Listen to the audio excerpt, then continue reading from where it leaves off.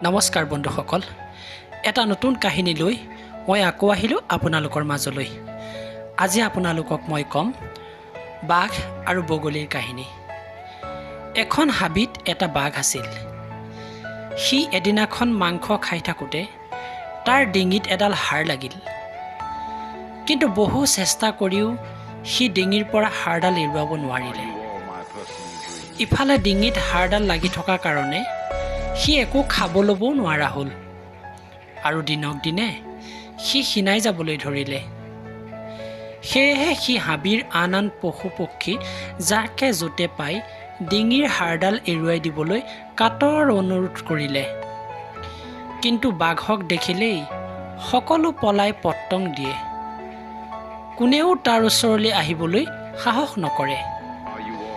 এইদৰে হাবিৰ মাজত ঘূৰি ফুৰি বাঘটোৱে এটা বগলীক লগ পালে। বগলীক দেখি বাঘটোৱে বৰ আদৰেৰে মাত লগালে, হেৰা বগলী বাই, এটা কাম কৰি দিব পাৰিবানে? মোৰ ডিঙিত হাড় এডাল লাগি আছে। তুমি যদি তোমাৰ দীঘল ঠোঁটটোৰে হাড়ডাল উলিয়াই দিয়া, তেনেহ'লে মই তোমাক এটা বহুমূলীয়া উপহাৰ দিম। উপহাৰৰ লোভত বগলীটোৱে বিপদৰ কথা চিন্তা নকৰি বাঘটোৰ মুখত মূৰটো সুমুৱাই দিলে আৰু তাইৰ দীঘল ঠোঁটটোৰে হাড়ডাল কামুৰি বাহিৰলৈ উলিয়াই আনিলে। হাড়ডাল উলিয়াই অনাৰ পিছত বগলীটোৱে বাঘক ক'লে, এতিয়া মোৰ উপহাৰ দিয়া। বগলীৰ কথা শুনি বাঘটোৱে গুজৰি গুমৰি ক'লে, কি কৈছ? তোক উপহাৰ লাগে? মোৰ মুখত ডিঙি সুমুৱাই আজিলৈকে কোনো সাৰি যাব পৰা নাই। তোৰ যে ভালে ভালে প্ৰাণ ৰক্ষা পৰিল, সেয়ে তোৰ বাবে ডাঙৰ উপহাৰ।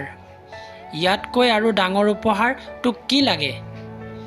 তোৰ যদি জীয়াই থকাৰ ইচ্ছা আছে, তেতিয়াহ'লে এতিয়াই মোৰ ওচৰৰ পৰা আঁতৰি যা। বাঘৰ কথা শুনি বগলীটোৱে বহুত ভয় খালে আৰু সেই ঠাইৰ পৰা আঁতৰি গ'ল আৰু বাঘটো যন্ত্ৰণাৰ পৰা মুক্ত হৈ চিকাৰৰ বাবে ঢাপলি মেলিলে। বন্ধুসকল, আজিলৈ ইমানেই।